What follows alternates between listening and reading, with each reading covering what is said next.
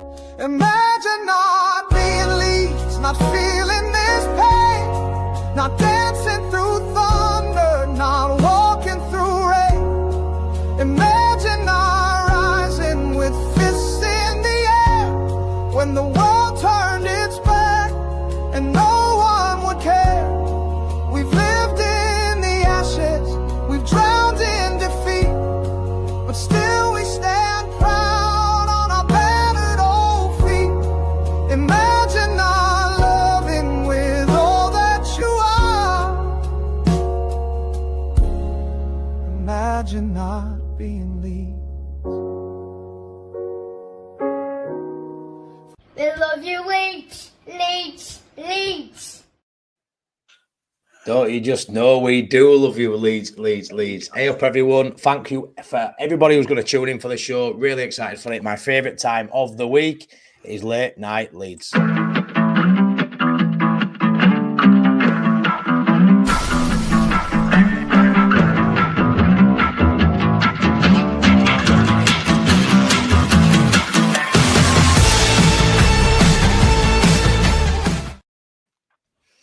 And we are back in our new club. Yeah. Come on, where is yours? Where is yours? I can't just get them down here. Like I don't like. Long shot. I went to local JD Sports. I thought, but no, Arsenal and Spurs. That's all they had. So You need to move up north. That's your You should have problem. been up there this morning. You should have been up there this morning. How long did it take you to drive up anyway, Adam? I've never noticed this. about 3.5 hours. Nothing terrible. Could have been yourself at 9 o'clock this morning. There's no There's no excuses. excuse to come back by now It with would a have been lead. worth it. It would have been worth it, mate. And you'd have looked probably slightly more handsome than I do, but because you haven't got it on, tough shit. Look how stunning I look. Come on. Look at that. He's a class shirt, by I'm the way. buzzing. It's class. It's class. So before we get into it, how are we doing, boys? How's your week been?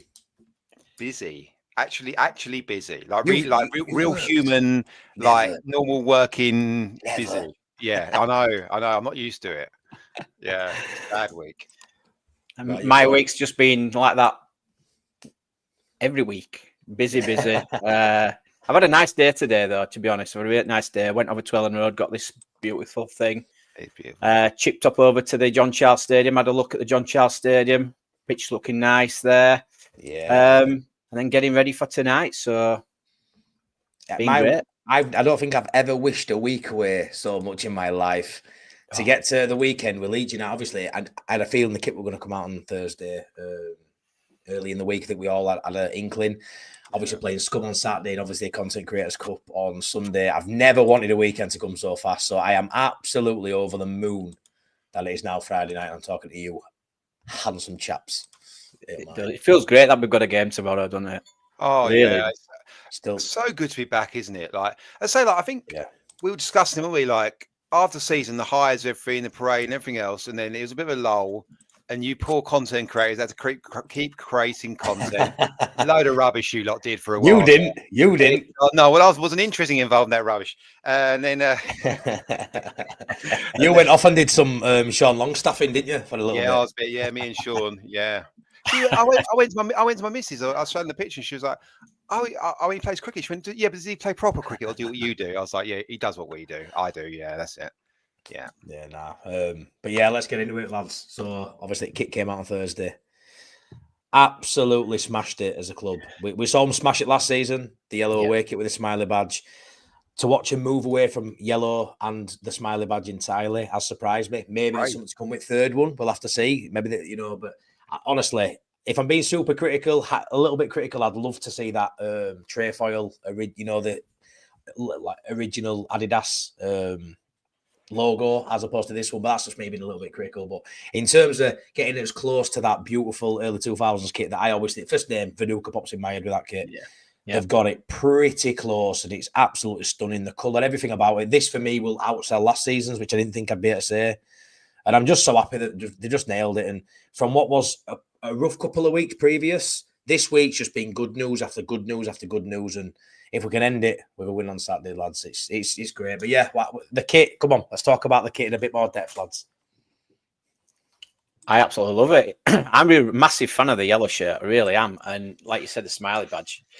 Still a little bit disappointed with the smiley badge, but it goes. Everything just goes. I love this bit. I love the sea stripes. I think they're just quality and the texture of it, everything. Yeah, we were all white and yellow last season at Ellen Road. It's going to be all white and blue, isn't it now? Yeah, so, mate. Yeah. Yeah, you can imagine, can't you? And I'll be wearing it at the Villarreal game that I'm going to as well. So good lad. Can't wait, mate. Honestly, I can't wait. I just can't wait for games now to get going. I know I'm jumping ahead, but can't absolutely wait, mate. I'm buzzing. I'm buzzing for tomorrow. And I'll have this on tomorrow. I don't think I'm going to take it off this weekend, to be honest. No, it's going to stink in a few days, isn't it? They're lovely, aren't they? They are lovely. It's Expensive, a really, do you know, it's a really nice fit as well. This is a large for me. It's a really nice fit. This is a medium for me. Oh, yeah, I've heard you had to get the size down. I've had to cut back out. It's just stuck on its front. There's no back. Ends there. No, but they always look bigger in shot when you look at them, don't you? And then you obviously, you can't try them on. Well, you can try them on, can't you? I suppose, but you can't. There's no changing rooms, is there? And for someone, Adam, who's got a really good eye for media and putting bits together like you do for Late Night Leeds, that promo video to release something else, mate. Do you want to just touch on that? I don't know if anyone knows, but I work at a video production agency, and that's exactly the kind of thing we do, and that would be my dream job, because Leeds United, obviously, but it was actually a class video. It's really well put together. They would have paid an agency a fair amount of money for that, and they deserved every penny. The players they got into it as well, like it was great, like really, really good, well thought out, brilliant video. I've had dreams that look like that, and I've woke up in all sorts of like shoving Mark behind the bar and stuff. Beautiful, like, mate. Brilliant.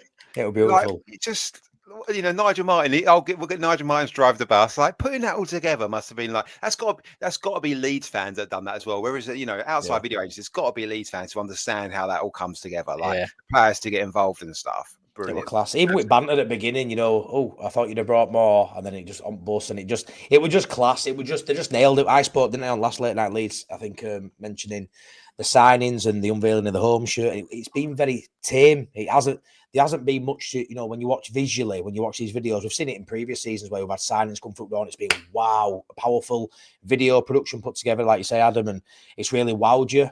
I don't know if it's they've put all the budget and time and effort into that away shirt video, or if the signings that we haven't been massively enthused about as a fan base, maybe they've just thought, it's a lukewarm sort of transfer. We won't put much behind it. I don't know. Maybe if we sign a Paxao, or maybe there'll be a bit more in that. But this video nailed it. Everything, Thursday was just an unbelievable day, and it was just an unveiling of a shirt. But it goes to show you, if you nail something with Leeds, especially a kit, you're going to make a fortune off it. It's going to go viral as the video, and all of a sudden everyone's talking about Leeds in a positive light again come end of the week after such a negative couple of weeks, which I don't think it ever should have been that negative, but it was. And now all of a sudden we feel like we've got a spring in a step again now, and it's just good news after good news. So I'm delighted. It is it's like you say, like, I think the level of the reveals player videos have done, it actually probably relates to the level of player, and they understand that. They go I think so. A couple of £30 million players, I think they'll go blockbuster again. They'll go all out at that stage. I agree, mate. I agree. I think they learned from the yellow shirt, didn't they, from last season? They weren't expecting it to sell like it did, and it just blew up. It just blew up. So obviously this year they've really pushed the boat out even further. They have. It's a standard fit, I'd say, Nigel. I don't know what you'd say. Would you say it's a tight fit? I wouldn't. Looks tight. It fits well. That's what I said. It's not tight. For me, mine's a large. Mine's a large, and it's a nice fit and perfect for me. That. No, it's nice. Love the menu. Even with my slight beer belly. Do you know, like it's like you said, Sean. Though you look in the shop, you go, "Oh, that's going to be too big for me." You look at it first of all, you go, "I'm not," that's got to get. And then you try it on your face. Yeah, perfect. Oh, I am a large, or I am a whatever. It's madness to me though. I've seen a leaked third kit, and it might be a black and gold or some sort of black version of a kit I've seen. I do think if they just did white, blue, and yellow, I don't think Leeds fans are turned around. I know money's tight, and it's hard. It's a difficult time right now, but I don't think many Leeds fans will go. If the nail say it was something similar to last season's away kit with our third kit, I don't think many fans will go, "I ain't buying that because I bought away kit." We'd buy it again. So why do we have to nail one kit every year when we can probably nail two? For me, like the home kit's been a bit what can you do with an home kit? Away kit's been a banger, and I think the third kit, they take a few more risks on third kit, don't they? We've seen a bloody fruit salad one, we've seen a rotten cheese one. I'd like them, even if it is a black kit, because I don't mind black. You know, been a Fuller man and all. I wouldn't mind a black kit, but I hope they nail it and, you know, they don't sort of play around with it too much, because the third kits, I think, have been a bit gimmicky last few years. Yeah. But it hasn't mattered. They are, mate, yeah. They're the ones they say you can play with. They know it's not that important. It's just got to give it to apprentice. Go on, have a play around with third kit. Have a go. Like if you got blue, you got white, you covered off most away games anyway. So the third kit they can just play around with and have lots of colours in there. It's always the way. I think you're right though, Matty. They are missing a trick there, because if we brought another yellow out, that'd sell just as well as the blue. I'd buy it. I'd definitely buy it. So I mean, even though they're 70 quid a shirt and it's not cheap, we would buy it again, wouldn't we? Maybe give it next month or whatever, but they'd sell out again. They will sell out. They would absolutely. They would. Yeah. Does your 3XL fit, Matt? You cheeky bugger. And yeah, it's really all XL. To be fair, I'm a bit gutted, right? This isn't what I wanted to do the weekend of the final, the game on Sunday. But I'm an XL, believe it or not, an XL, right? And I put it on and it fit, but I was like, I've got a thing now for oversized, so I'm wearing a lot more oversized, because it's a bit more comfy. I need to realise that I am a plump lad, you know what I mean? And sometimes, you know, don't know what I'm playing at times. So this is a double XL, but it is very baggy, but I quite like the fit. So it's a double XL, but top banana. But yeah, I give good. I'm really cracking at cuddles, though, says Alice. Anyway, right. Anyway, look at it. Everyone wants to know my size. What's going on? Yeah, I'm an XL for everything else, but this is the first thing I bought in double XL, which isn't great, to be fair. But yeah, there's reasons for that. It's not a good sight when you're up your size, really, is it, lads? But yeah, it is what it is. Anyway, right. Longstaff. We've got to start with that. Breaking news: 9:00 today. Signs him. We've signed. Let's be fair. We've known about it all week. It feels very reminiscent of Goodmanson done it. It was like, I probably wouldn't, if we wouldn't have had Late Night Leeds, I probably wouldn't have done another video on Longstaff, just because I think I've done about 2 already, saying we've signed in previous. It's the worst kept secret in football, really. The fact that Dan James signed earlier in the week, we knew that was happening. Longstaff, we've known what happening, but great signing, absolute outstanding signing. Now we spoke about it last week, Adam, but you're pleased with the fee, aren't you? And the length of the contract more than anything. Can you just run us through that? I think it's brilliant value for money. I think it's brilliant. So it's 12 plus 3. Now, I don't know this for sure, but I think that to the 3 million add-ons is because it's not guaranteed. So right now in the accounts, all it gets amortized right now is the 4-year deal, isn't it? So it's 3 million a year. Yeah. So that's all that will get guaranteed amortized this year. And then there's obviously bonuses staying up, player performance plus club performance or team performance, I'm sure. But actually, a Premier League player of that much experience, 27 years old, Champions League experience, played a lot of games for a very good club, very good player, adds a lot. It's really, really good value. I've never been massive, like really caring that much about, we've got to get Premier League experience. But the thing is, we're getting Longstaff. You know exactly what you're getting. You know he's going to deliver exactly the same level he did, because he's done it for so long in that very league. There'll be no drop off. Getting players from overseas, the ceiling may be higher. There's an unknown. That's exciting, but you don't know definitely how they're going to perform when they drop into the Leeds team. Longstaff's guaranteed. He's absolutely guaranteed to do what he does. There's no doubt about it. There'll be no drop off, and he'll pull the levels of other people. He understands the league, all those sorts of things. I say I'm not massive on experience, but actually in this instance, it just works so well. The value is brilliant for me. Yeah, 10. We've bid at 10-2. We've got him for 12 plus 3, haven't we? So yeah, and we said we'd go up to 15 million, and that's what we got. I had a Newcastle fan comment on one of my videos, and he said we've got a really good player in Longstaff. Yeah.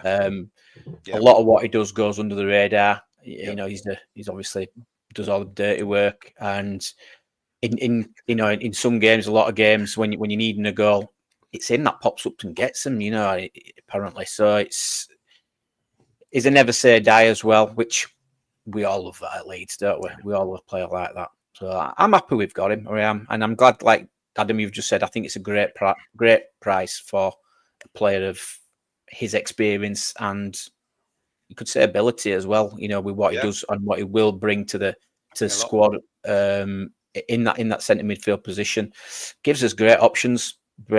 Loving it. I mean, it's obviously mate. I can't see him not wanting to start and not coming in to start either. And then that would be the same with Stack, and then same with Ampadu potentially, and the same with Tanaka. So that, and obviously 4-2 definitely doesn't go. 4-3 goes a little bit, doesn't go still, but it goes a little bit better. And that's where I think we've all discussed it as well, that 3 in midfield idea, because the one they're competing with at the moment is Stacks next in line to come in. You know, he's next most down the road. The one so you got those 4 players plus Gruev. The only ones they compete with as a 10 is Aronson, and Aronson doesn't get near the team ahead of any of those. So then that's why even more so you look at 3 in midfield. And actually, I say there's so many profiles there that make it work. There's such different profiles. So it's exciting. I think we will change. We'll be more solid. I mean, Longstaff again is another 6'1". He adds legs to midfield, experience. Like he's actually 5'11". I got in trouble. I got a comment off someone in my last video saying he was 6'1". And that's fine. And then you know what? That comment's fine, but they are. You can tell them from me they're wrong. You can go back to them, tell them that. Look at the video. Look at the video. Standing next to Bridges as well when he's talking. Yeah, absolutely. And Bridges in the short. Bridges, by the way, he's really good at that. Michael Bridges, isn't he? Really good. He's really because he makes it really personable and actually brings the person out. It was a good chat between them two. It looks like a really, I don't want to sound cringe, but he just looks like a really humble human being. Yes. You get those fancy footballers, don't you, with into cars and money and flashy stuff. I don't think that's Longstaff's game at all. He just wants. He looks like he comes from humble beginnings, working class. Newcastle, born and bred, played for his boyhood club, lived the dream. I watched their leaving video that Newcastle have done for him, which is a very, very good video. Goes to show you how he's touched so many players there. Players who are world-class players speaking about Longstaff and probably keep speaking about him, after they retired as one of those players you'd always want alongside you when you're in the trenches. And, at Leeds United, as fans, we love that, don't we? We love that fan, that player. Even like Dan James, when the quality weren't there a few years ago, we still loved his intent, we still loved his enthusiasm. And those non-negotiables, those little 1%ers, the bits that you should do when you're getting paid, decent money. Not every player does that. Some players rely totally on talent, but he gives you so much more than that. He's a born leader. He's a born winner at Newcastle. He's gone through every stage of the Premier League as well. He's been relegation fight, mid-table, and then he's left as they're in that next bracket now as a Champions League team, and he's played at all levels of Premier League football. Like you said, Adam, it's crucial. Not every player has to have that experience, but it's crucial you have one or two that have been there and done it, and they haven't got to worry about weather. They haven't got to worry about any of your family moving and upheaval, your children in school, all those little stuff we don't think about as fans that may impact a player. You don't have to worry about any of that with Longstaff. He can stay where he is if he wants and travel every day. Absolutely, 100%. That there is massive. Yeah. It's guaranteed. It's guaranteed. That is the word. Guaranteed performance. And you can't buy that. You can, obviously. But it'll be a big voice. It'll be a big voice in dressing room as well, this season. Obviously bringing his experience, and I think on the comment the Newcastle fan did say, he'll bring that to your dressing room. He's been there, he's done it. What is it? 171? Is it? Games. Yeah. And that's great. He sent his video as well, didn't he? It's going somewhere where you wanted as well. Like he knows Leeds really wanted him. Like he's come from academy at Newcastle. He's been there and it's very familiar. Going out of his comfort zone, his first proper move. I think he said he had a bit of a low move. This is his first proper move. He's had that emotion. It's like a bit of sweet. But to Johnny Club like Leeds, which he compared as very similar to Newcastle. We'd all agree with that, wouldn't we? Very similar.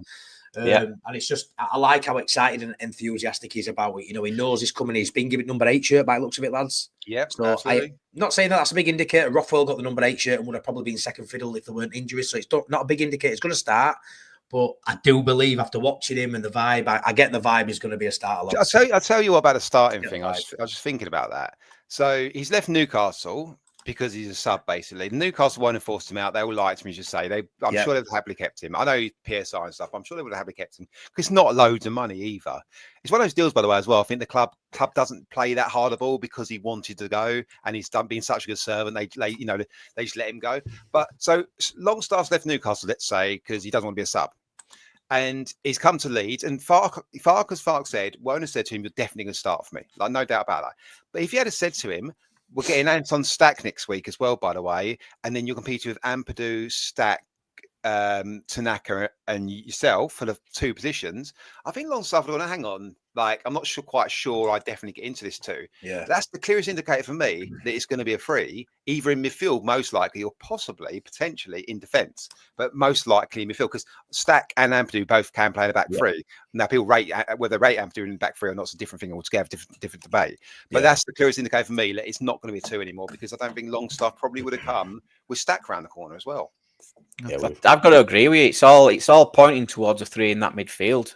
Tomorrow's going to be very telling, isn't it? It's just a shame we haven't obviously got the Stack over the line before this game. But a few comments, Sean, talking about the 4-3-3s. Do we think we're going to change in a 4? Quite a few comments coming in saying that. I mean, we've stockpiled, I think, quality players in that position.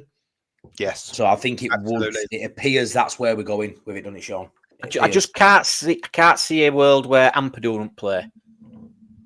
I'm struggling to actually see a world where Tanaka don't play, but then obviously, it's difficult. It's difficult. Is he not that physical player that maybe we're looking at to play in the Premier League?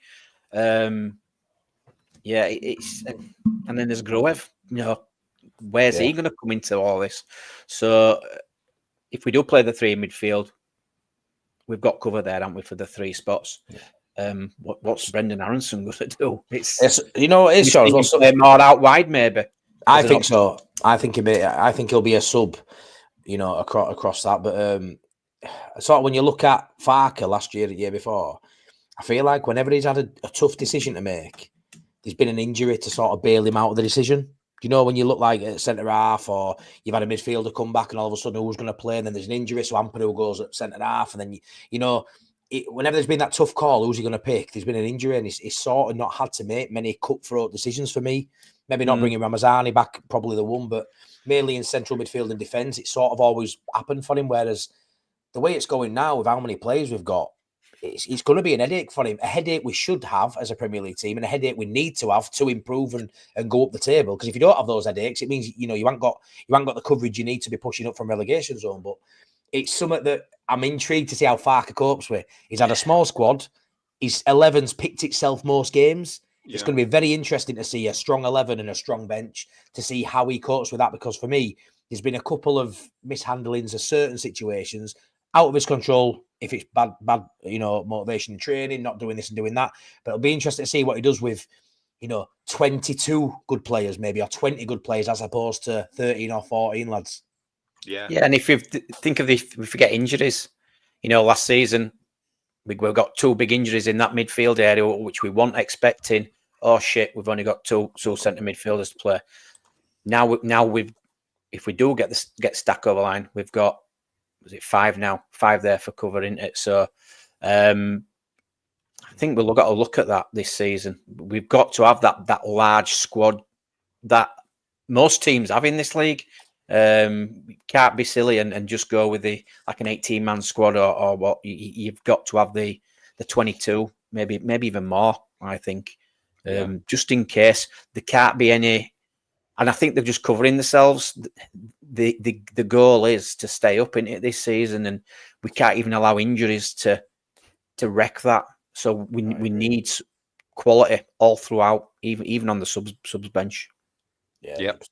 75 currently in, which is massive. Thank you so much. Yeah, please like the video, please subscribe, and obviously check out Wilkowhites. Bang your link in, mate, because Danny's not in. Get your link banged in. But yeah, check out Sean at Wilkowhites, and please like and subscribe. Much appreciated.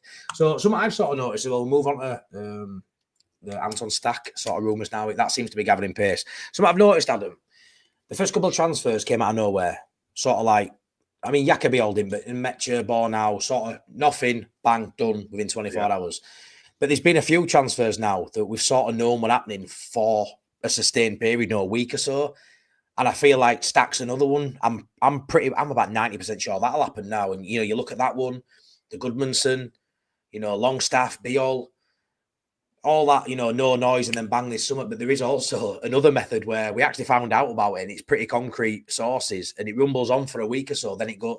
So all that, you don't hear much, and then all of a sudden there's something. I don't know how true that is. It's a bit of mixture of both at the minute. I don't think you can stop it in the Premier League. I think there's so much people like Fabrizio getting paid by clubs and agents left, right, and centre. It's all good, it's all 100% sort of factual news he gives out.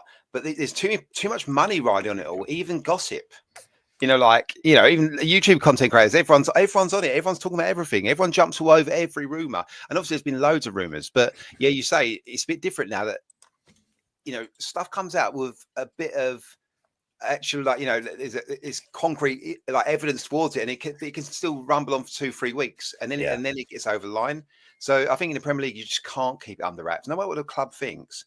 You go ask about a player, it comes out one way or another. Agents get it out there because agents want players' moves. Clubs want money for players. Does that also show the underwhelming signing potentially of the two that have come in as potentially squad Well, players? yes, and Imagine and Bar now. There were no noise because it weren't big news. Is that what it was? It's no coincidence. It was a free and a £5 million fee of a guy that's been mostly injured last season. I think that's the nature of it. Absolutely. Because once you talk to a club, the club wants it to be public knowledge because the selling club, because they want more people bidding for them. And then the agent wants it to be public knowledge because they want more clubs looking at them. Of course I do. It's only the buying club that ever wants to keep it quiet and under wraps. I've never looked at it like that. I've never thought of it like that. Yeah. So it's just like, there's no. I mean, Leeds are the only ones that seem. Well, we haven't got rid of anyone yet, have we? But which is remarkable, really. Yeah. But I think it's going to be more way at the window that in it. I think it's like to Joffrey and that. I thought they might have gone already, but yeah. Is he giving them a chance to see what they can do in these friendlies, or is it any of them? No, guys, I can't. No? Joffrey, Greenwood, Harrison, no, JB, Melier. There's quite a lot, isn't there? There's quite a lot to get through. Like Greenwood's got a year left on his contract. Is going. JB's got a year left on his contract. They're going. But why have they gone already? Is nobody wanting them? Why have we still got them? Is my point. Why are they still there? Well, Greenwood. Are they waiting for a transfer? Are they waiting for profit for them instead of loans? I think so. With especially being a year left on the deal, maybe they're asking for a lot of money as well. If a club comes knocking and Leeds come back and go, "Oh, we want 3 million for Greenwood," they go, "3 million." There's a lot of value out there that's better than Greenwood, I think. So it depends what the club's asking for. So the club might be playing hardball and just sitting back, relax. Because not a load of money either, is it? But what's remarkable about it, of course, is Greenwood, if it's just on the transfers, not wages, sign-on fees, Greenwood's 3 million, for example, pays for Longstaff for a year in the accounts. Whatever it may be. Not quite. There's a bit up the other way. Yeah. But we won't get 3 million for Greenwood. Joffrey won't get a lot. There's not a lot of money there. There's not a lot. There's not a lot. Harrison, we can't get a lot. Melier, we can't get a lot. There's not a lot adding up there, really. They're not going to rush either and take the first offer. They've got plenty of time, and it'll be we'll just wait, and it's good business, I think, like that. Wait and see if someone will be stupid enough to pay a little bit more. Yeah, get the right deal, absolutely. Joffrey's a bit different. He's got 2 years left in his contract, so it might be a bit harder with Joffrey. Gives them more numbers for training as well, doesn't it? Gives them a lot more numbers for training. Yeah. But it's I am surprised I haven't cleared the decks first, to be fair. Clear the decks and then start bringing people in. But obviously money isn't a massive issue, because if it was, we wouldn't be signing anyone until we've got rid of some of these. And I know they're not massive value, but still. Leeds have got a history, and I don't know if this is true, just the way I feel, of buying a couple of big players and then suddenly selling someone to pay for it, but buying the big players first. That's what it's always felt like in the past. Buy a couple, Lewis Cook goes, buy a couple, Rutter goes, whatever it may be. It always felt a little bit like that to me. I think that's right with Top Banana, getting players in before letting anyone leave. Got to make sure we talk about the squad. We've still got to make sure we've got the squad. Whether that's Greenwood, Joffrey making up that squad, we've got to have a big squad. So probably right there, Top Banana. So do we feel Anton Stack will happen? What percentage, Sean, do you reckon it's going to happen? I'm about 90% sure. I think it's. I will just add 80 in my head then. That was 8%. I'm confident. He wants to come. Be all sounds of it. Contracts agreed. It's just now the club's agreeing on a fee, and I think it's just this is going to drag out like the Longstaff one. A lot of that, though, I think, is about how much you pay guaranteed and how much are add-ons, because as I say, add-ons don't necessarily get chucked straight into the mix with the PSR stuff. So it's a little bit you can sort of set that aside, and then you stay out for another year, and you get the Premier League get PSR for a season of 30 odd rather than the Championship 13 million per annum. There's a lot in that.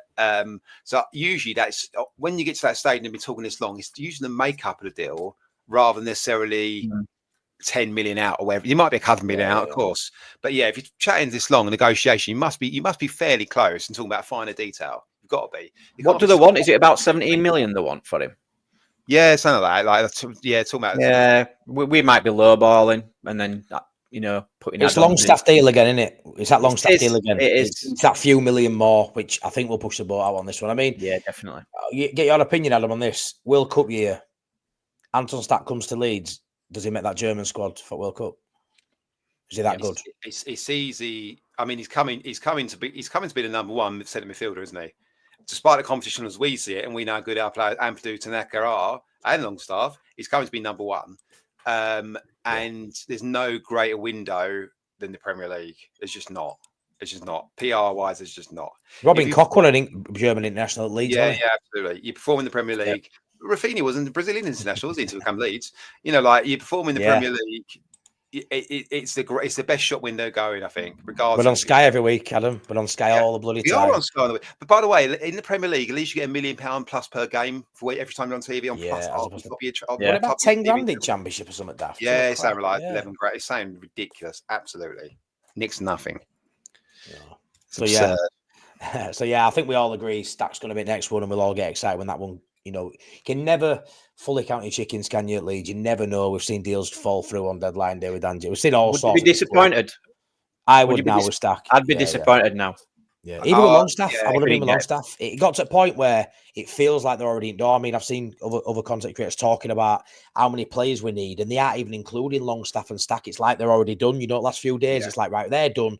We need maybe 3 or 4 more. Where some people are saying 6 and 7 because they're not including Longstaff and Stack. With Stack, I've looked at there's a few highlight videos, a few games I've seen actually as well, and also all his percentiles, and his percentiles on duels and defensively is phenomenal. Like as a DM, he is phenomenal. He's played centre in a back three as well in the past, which is interesting. Saying that, 6'4", quick, can cross the ball. He's played right midfield before. He can play attacking midfield. I know he's a 6 mainly, but he's really good on the ball and he can really good getting around the pitch. If we're playing free midfield, I would see Ampadu as a sitter and Stack on the right or left of it. Personally, I'd agree. Yeah, a bit further forward. Yeah, agree. Getting up and down. So talking about the height of Stack, you need someone who can deliver the ball. So moving on to, I can't pronounce his name, Pacau, whatever it is. I'm gonna say Paxau. I'm gonna say Paxau, right? This guy, I know he's currently. That's something. Yeah, Paxau. I think. I'll find some food in whatever you give me anyway. But stuffing and gravy, proper Northern. Get up here now. But yeah, Paxau. He looks an absolute baller. He's got a bit of an injury, I think, now. Currently sidelined for a little bit, which is, I'm assuming, means he's not having much of a pre-season. I don't know if that worries you. The last winger we got from Feyenoord was a cropped winger, as in Sinistera, and he was a baller. But it's no good having him as a baller if he can't see the pitch. But this is one that I am massively excited about. I know you did a video a while ago, Sean. He's spoken about maybe 4 or 5 weeks ago as a potential signing. This guy's a needle mover. This guy's a bums off seats. If you happen to be sat down in top of East End eating prawn sandwiches like me most games, this guy is a baller and probably the most exciting link so far. Yeah, he's the £30 million player that we're all screaming out for, and he's worth every penny, isn't he? I think he's only got like a muscle injury, so he's not out. It's not going to be out long. It's just the fact he's missing pre-season, which is the issue, isn't it? So when he is back fit, obviously we've got to get him back up to speed. It's a no-brainer for me, this absolute no-brainer, and it's the Stardust we're wanting and we're all wanting. There's no doubt he's a quality player. Absolutely no doubt he's a quality player. Coming in off that left-hand side, he's got Rafinha vibes, and that's how good he is. And Brazilian. We all want a Brazilian in the team, don't we? We want maybe a couple of them. We might end up with a couple of Brazilians, which is exciting. And yeah, I'm hoping we can. I hope he's been sold the project. I'm hoping he's the type of player who is up for a challenge, because obviously this is what it's going to be this season. And if he does come to us, when really, I mean, whether it's just Marseille that we're interested in him, but it looks like they might not be able to afford it, which opens the door for us. I mean, for me, why is there not more clubs in for this guy? But it's a no-brainer for me. Get him straight in. And if there's no other clubs interested, and we've got free run on him, wow. I hate that though, mate. I know you just said that then as a bit of a passing comment. You don't mean noting that, but when you get linked, I don't mean anything in that. No, but when people, you link with a player and people go, well, why is no one else wanting him? Like, I know you're not meaning that, but a lot of people have said that about people with info now. I hate that. We've got to be in for someone, and we have to sign players. It doesn't mean who Leeds sign means a crap because whoever won after them. But I know you didn't mean that, but that's so far to what I know. There might have been. Don't take my word as gospel, but what have you seen about him, Adam? Do you know the other thing about, when people say why are other clubs? The thing is, at the moment, in top 10 in the Premier League, Spurs finished 17th. They're spending £60 million on wingers. These £30 million wingers don't touch the sides for them. They don't even register. They don't. Premier League clubs, top 10, don't tend to take risks on players from Dutch league. They don't go, I'm spending 30 million on a Dutch winger. If they're spending money on it, they'll just go 50, 60 million, buy someone, add 30 caps for Brazil already. That's what they go for. So actually the amount of clubs that we compete against is actually quite small. You're then talking about the bottom half of the Premier League and six European sides maximum that can afford him. It's hardly any. And then, but how did we get Rafinha for so little as well? That was the most ridiculous thing going, wasn't it? I mean, that was mental. I remember watching Rafinha, the game at Rennes, because he was going to come on and he started. But everyone was like, it's pretty much done. And I watched the game and he did a cross from left, free kick left hand side, just bent it around the whole defence. I thought, okay, he'll do for us. And then was his first game against Villa or Crystal Palace? I just remember maybe something like Mahrez. I said, actually, we've got just got a player and it looks a bit like Mahrez, plays a bit like Mahrez, but actually, I think he might be better. And that's ridiculous to say, but of course he was. Anyway, Paxal, free kick taker, winger, £30 million strike winger. I say there's not a massive market in terms of who we're competing with, really oddly, bizarrely. No. Because top end clubs don't do that. They don't do those bids. So, we have got a bit of a free run it in a way. And there's one or two Brentfords or someone like West Ham, whatever. But by the way, comparison to Sinisterra, I think last season, I don't know what he did, 26 goals and assists. No, it's more than that. I think it wasn't 32, whatever it was. Sinisterra never got quite near those levels of what he did there. And Sinisterra, when he came in, I thought he was Sinisterra at Leeds when he was on it was unbelievably good for short periods. And then he was either injured and he's on Bournemouth. Now he's not even a start, doesn't get a look in really, particularly off starts your game. But Paxal looks like he is a needle mover. He lifts the scene in the team, all that stuff. He's a short injury now, doesn't really get injured. And actually, the injury, I think you said it maybe Matt the other day, or maybe Sean, that actually gives us a better chance of getting him, oddly, because some clubs might go, not sure. Whereas Leeds go, actually, for us, it's worth the wait. We're okay. But because we've still got Ramazani, James, and Nonto, all class wingers in their own right as well. Yeah. But what you do need in a 4-3-3, you need your wingers to be all end products. You need goals and assists from those wingers and lots of them. And he brings that in bundles. It's mad when you think. I'm really excited by our current three wingers. I don't include Jack Harrison, but the three wingers we've got. I know Ramazani and Nonto didn't massively do it in Championship, but I aren't going to sit in and say they'll do it in Prem because there's no proof to that in terms of how can you do it, not do it in Championship and do it in Prem. I just think all three are very capable players on the day, and I back them to do well this season. And I love James, and I'm a massive Ramazani fan, and Nonto has potential too, good in his day. But I think Paxal raises the level of all them wingers. I think the technical ability, the fact we'll have a dead ball specialist. Yeah. He shoots from distance. Yeah. He's got that ruthless streak in him. He's got that little bit of not greed, but that little bit of I'll have a shot from 40 yards. What I have no right. Arrogance, bit of arrogance. Don't get me wrong. Love it. Don't get me wrong. Farkill's knocked out of it for a few days. I'll get pelters for saying that. Oh, God. Especially Philip Anderson, my mate. Taking throw-ins. Yeah, we're taking throw-ins. But no, in all seriousness, he plays the game as he sees it. And I like that. Say Rafinha had it. If we thought Solomon had it, yeah. I mean, for me, this is an upgrade on Solomon. Yeah, it is. It's an interesting one because, like you said, Adam, we can sort of, I think you said we've had chats with. He's 1 off 7. I think we're looking at Solomon will be one of them. Perhaps I'll be one, and there'll be 5 of us, right? Solomon is going to be playing games with in pre-season for Tottenham. That's one we can sit on and wait, see how that goes. That could happen late window. But on Solomon's, by the way, I was told Solomon didn't want to. I've been told Solomon's actually interviewed Solomon. He knew Solomon didn't want to come to Leeds ages ago. Solomon had no interest in coming to Leeds United. None. None. But if it don't work out at Tottenham in pre-season, that may Yeah, no, change but that his doesn't mean mind, he's Tom. going to Leeds, does it? He'll go off to Europe or whatever. He don't Yeah, want to be. maybe. He don't want to come to Leeds United. I wouldn't be would rule him surprised out. if that resurfaced, though, the chat of it I would. potentially. I'll Have to be see how it surprised if goes. he did. Well, I wouldn't, all right. Well, I'm not to agree with Adam there. I think But I love Solomon, and I would be happy if Solomon side tomorrow. But this Pat Sal now that we're linked with him again, it feels it could happen. Whereas I think 5 weeks ago felt a bit more of a pipe dream, lads. The fact this actually feels achievable now has raised that ceiling to a point of anything less than him now would feel disappointing at this point. And I do think, Adam, 30 million quid sounds a lot for Leeds United currently based on what we've been spending, but 30 million for a winger. It's fucking cheap, really, isn't it? You know what? We're cheap, really. Always going to have to go 60 to 80, maybe more on the winger and the striker alone. We were always going to have to do it. Yeah. 60 plus. We were going to have to do that because that's the nature of it. And I think that's what we've lined up.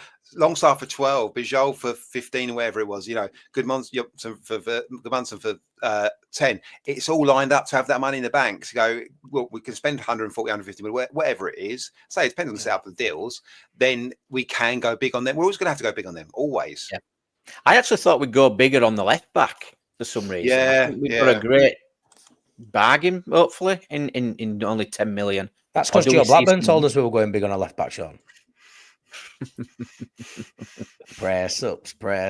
I'm forgetting them on Sunday. It's the only reason I'm going. Is he doing them Sunday, is he? I ain't got a clue. I'm going to tell him. Oh, he ain't doing press up. Joe Blackburn can't do a press up. Ooh. He'd be doing them on his knees. Right. Goodmanson is solid, says my mate. No, he is. I did think, though, like you said there, I thought we may have gone for, we were linked with Moreno, we were linked with Simicast quite heavily with both of them. I thought we may have got someone in, that might have been one of the names we knew of, a bit like a Longstaff Prem experience. But we went with Goodmanson, and he's one of the players tomorrow, Sean. I'm really looking forward to seeing. We'll get into that game a bit later on, but I'm really looking forward to seeing how he does, because he's got a lot to do in terms of going forward. But everyone's going to be keeping more of a close eye on what he does defensively, because that's what Firpo lacked in, and he's going to have to be very defensively solid to improve our side, I think, in Prem. So it's going to be. I'm really looking forward to seeing Goodmanson play. I've got no expectations. I've never seen him play. I've got no idea. So I'm excited with that one. Yeah, no, absolutely. You see highlights, you see stats, you see bits of games, but actually, until you see him operating against the Premier League side in a Leeds United team, it's quite revealing. And seeing him live anyway against any team, it's quite revealing. It's you learn everything very quickly.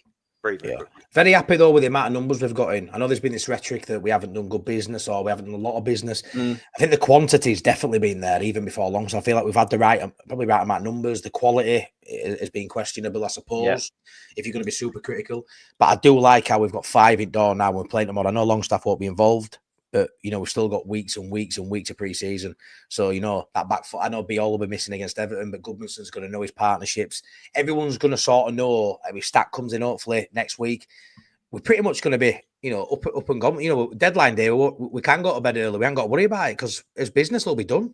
Yeah, it's a great position to be in, lads. You can work on all these patterns of playing, everything you want to see on that first game of season.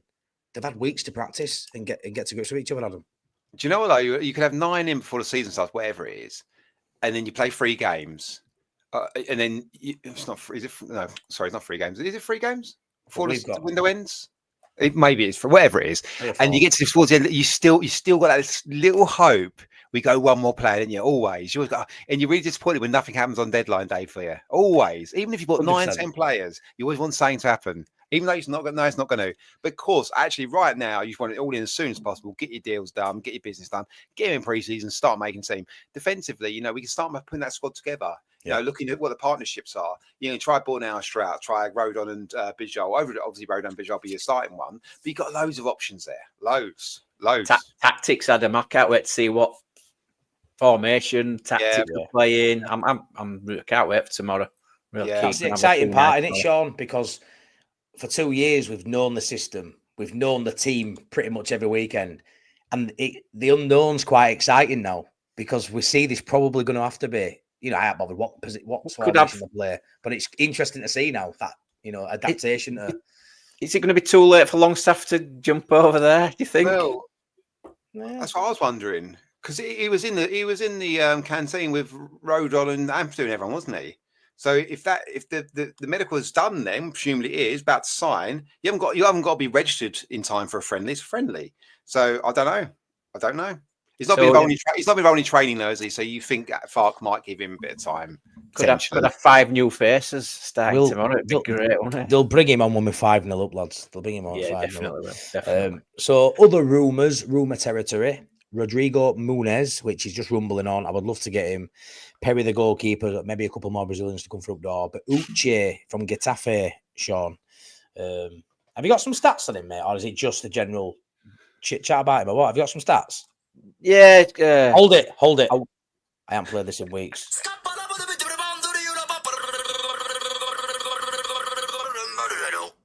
Stat man.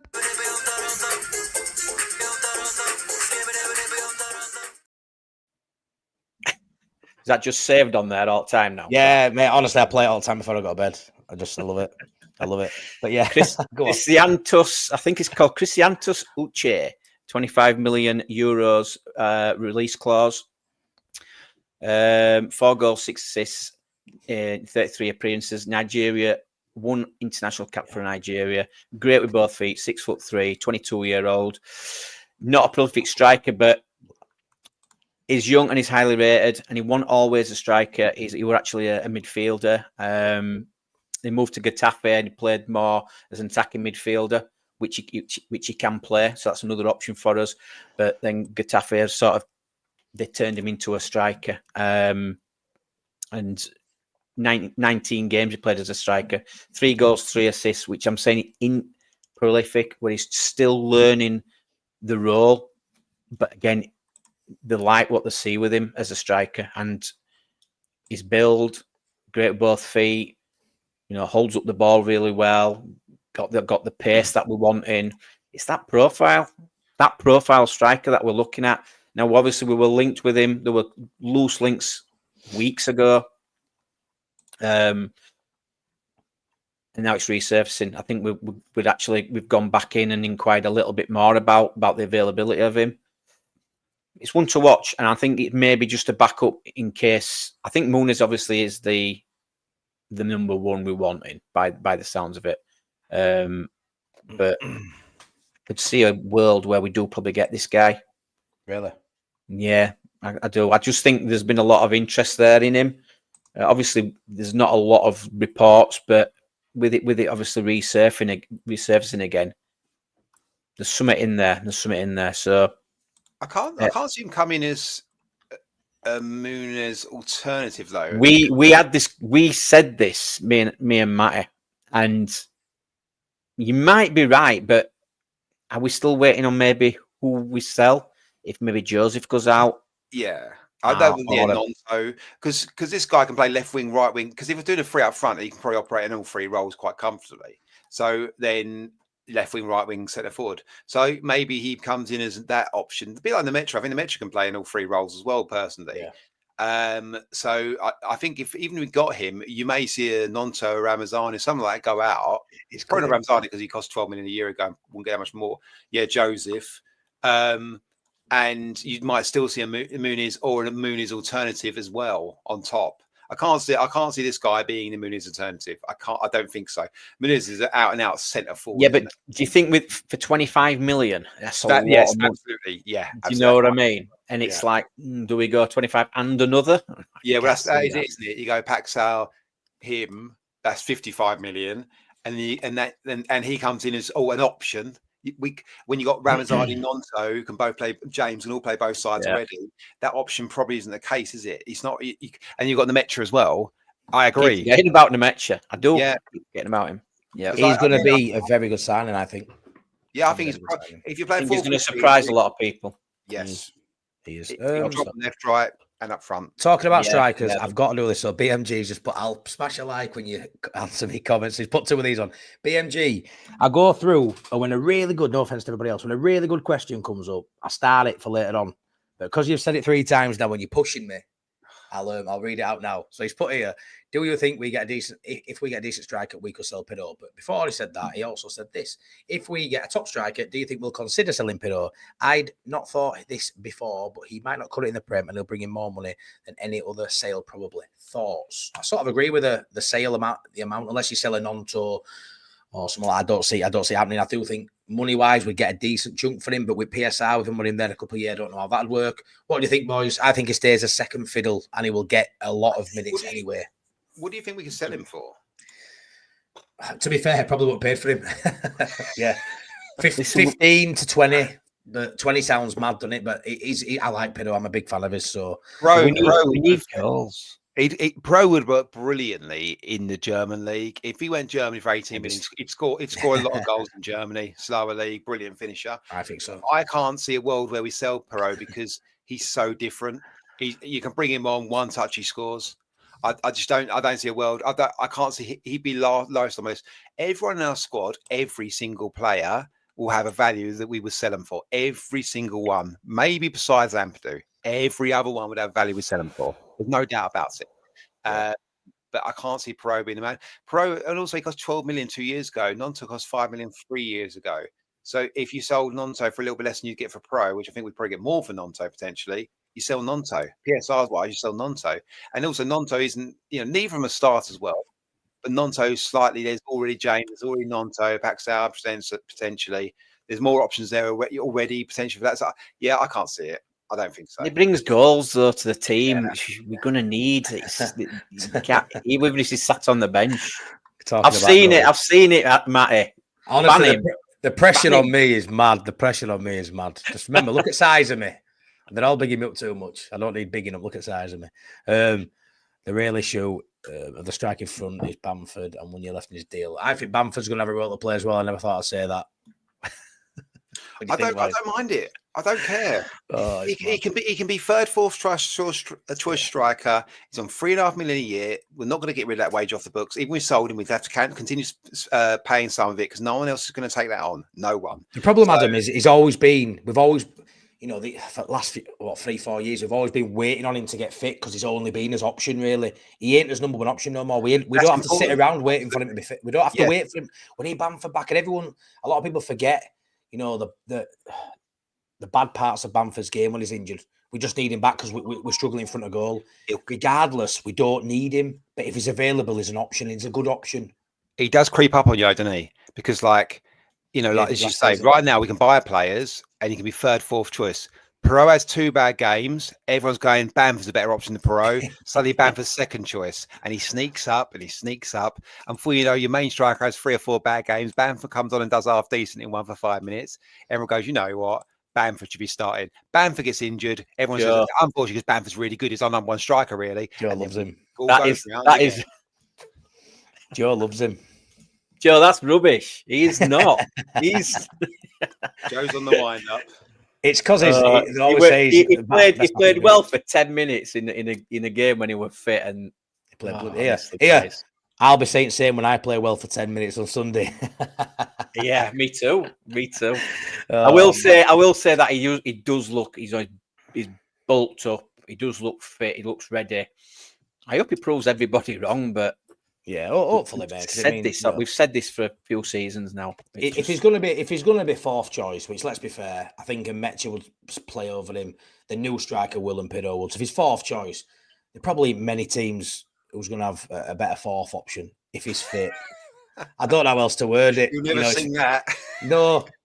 Anyways, moving on. So there's 133 people in it. Never been a better fourth option. Yeah. There's never been a better fourth option. Yeah, I'll make a song about that, mate. You watch. Right. Anyway, no, not fucking AI again. I'll make a Bamford song. 133 people in here. Please smash a like. Really appreciate the support. Please subscribe, please like, and please check out Wilkowhites as well. You absolute legends. I've got Grandad duties. Take care, everyone. Matty and panel. Cheers, Jamie. Take care, my friend. Right, so the goalkeeper. What is going on there, fellas? It's gone very quiet. It's gone quiet, but then murmurings have come about Mez moving on. But we heard that a couple of weeks ago with, I think, Besiktas or Fenerbahce, one of them two were looking at him. What's going on with Mez? Does he play tomorrow? We'll get into tomorrow's game, obviously, a bit later on. But what do you think about goalkeeper situation? Who we've got currently? Why is it dried up? So we ain't getting Savage. He's moving on to Napoli. What's going on, boys? I just think it lingers on the basis that, as we've said, there's so many goalkeepers out there that can be options and improve what we've got. And I think there's probably 3 or 4 that can really, really lift it. And they're probably not readily available. Yeah. So then you don't want to rush it into another one. But you know full well you can still get a goalkeeper 15 million and lift what we have like very easily. Yeah. So I don't think they need to rush that in any way, shape, or form. And even if they come in 2 weeks before the season starts, I think it's really important. Really important. Like Sells at Forest, Forest went through a lot of goalkeepers because they knew how important it was coming to Premier League. They needed a really good goalkeeper. Right. Really important. But I think Sells come from pretty much, obviously it's known, but he came from pretty much nowhere in terms of coming to a Premier League club. But I think there's so many options out there. They can just hold tight, hold their nerve, and then if one of their options come available, they'll just snap them up, and that'll be that. Anyone you totally right? Yeah, I've got to agree with Adam there. It's totally anyone right. you want, Sean, in particular? Anyone that you really want now? Savage isn't available. Perry, Lucas Perry. Yeah, I think is he Brazilian as well? Isn't he? He is. Yeah, he is. But get him in. Get him in. About a Brazilian, isn't he, as well? Something about. I mean, I've just bought my son. Theo's just come through post today. A retro Brazil kit with R9 on back. Oh, nice. It looks absolutely class in it, and just something about that Brazilian, jersey. Everything about Brazil is just class in it. So you get excited. You just get excited when you got Brazil. So we had it with Rafinha. I remember Adrian. But if we have 2 or 3 in next season, that'd be absolutely fantastic. Really I just don't want Meslier in goal, guys. That's it. No, I know. If we get another goalkeeper, no doubt he's going to be a good goalkeeper. And no rush, like Jamie says there, no rush for a keeper at the minute. Obviously, rumours that Mellier's some interest in Meslier, which sounds promising, which is good. Maybe we'll wait to see what happens with him before we push the button as well. Obviously, we talk about players going out, but before we get him in, again, no rush. Who starts tomorrow, boys? Am I jumping gun? 98, by the way. 98, Richard. Jumping gun a little bit, but there's not much to talk about on goalkeepers, so we will move on to that, mate. Let's move on to a bit of a Manchester United scum versus Leeds preview. So, shall we bring your team up, Adam? Which I don't agree with this, but I don't care. Right. So, a bit of a preview for tomorrow's game. Adam thought he'd do a lineup. I think it's bullshit, but we'll have a look at it anyway. Ooh, I'm only joking. I didn't expect you to do 245s, if I'm honest, mate. So that's a bit of a mad one that you think that's going to actually happen. That's exactly what will happen. They'll change the whole 11. It's always. I hope not. Not. Yeah, no, it ruins it. They normally do, don't they? First friendly. First friendly. James, I think. So, by the way, I wanted to play 3 in midfield, but Longstaff hadn't signed earlier, and I don't think he'll play tomorrow. And if I started Gruev in midfield with Sanaka and Ampadu, I was having JB, Greenwood, and Gelhard in midfield the second half. If I did second half 45, so I kind of had no options about to do this. I wanted 3 in midfield. Don't get me wrong. But yeah, Darlow, Bogle, Rodon and Bijol. Love to see him working. Bijol and Goodmanson, Rodon and Bogle. Tanaka and Ampadu is an obvious one. The Metro I've just put in there because I want to see him start over really any sort of logic behind it. James Ramazani, there's been a lot of talk about Ramazani in pre-season and being very good. There's been a few players have mentioned it, but he's been really good in pre-season. So let's let him fly. Let the boy fly. And second half, defense sort of picks itself. Midfield, not much left. Gerhardt's getting in somehow. Ground left. And then I've not really gone for a goalkeeper in the second half. Just put your Nan in there because I didn't want to play Meslier. And that's it. Yeah. Yeah, Biel's out for the Everton game, mate. He isn't out for this game. Biel is out, for Everton game, not for friendly. So I'm looking at that, mate. I mean, Nemecha, are you thinking he'll play just behind Pirro? Are you thinking? Yeah, no, I am. That's more in hope rather than really anything based on it. Because, what's the options? Aronson. Oh God, he's gonna start Aronson. Monto. He's gonna start Aronson, isn't he? I think that's probably the most likely in terms of he's playing the new players that have to play to fill the gap, as in Goodmanson. I don't know. I'm not sure on the match. I can see it being very similar that first half to what played last season. Goodmanson obviously for Firpo. Wouldn't be surprised if Biel. Do you think Biel will play big minutes maybe up until that last game, and then that last game against AC Milan before season starts, he'll maybe play the starting back 4 who would be all not being fit. You think that's what'll happen? Exactly what happened. Yeah. I think long term, him and Rodon be number 1 choice, so he'll want to get that together as soon as possible. and see it, start working together. Yeah. But you're absolutely right. AC Milan, I think, will play probably Rodon Strauch, if I had to guess. Maybe we know that works anyway, don't we? So yeah, you do, absolutely. So, and if that's the formation, Adam, where's your 3 in midfield? Well, that's the thing. Sean. I said, Gruev in midfield. I'd snack around doing Gruev, and then I thought if they change at 45 minutes, I'm left with JB Greenwood and Gelhardt at the second half midfield. I've got no one left. Yeah. So I thought I can't do it. There's not the midfielders in the building to actually do it at the moment. So and then that's what I went the Metcha because I had Aronson thinking he got to cover the 3 in midfield, so I didn't really change back. I mean, if you notice, Aronson's not even made my bench second half. I've really been harsh on him there. you have, yeah, you have. I'll tell you what we'll do. You put Joffrey in before him. That's how bad it is.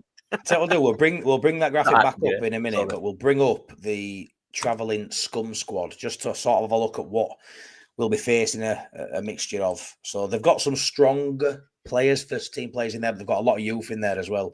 But I do think they've got enough to play in 11 there, but it's going to be a very weak bench.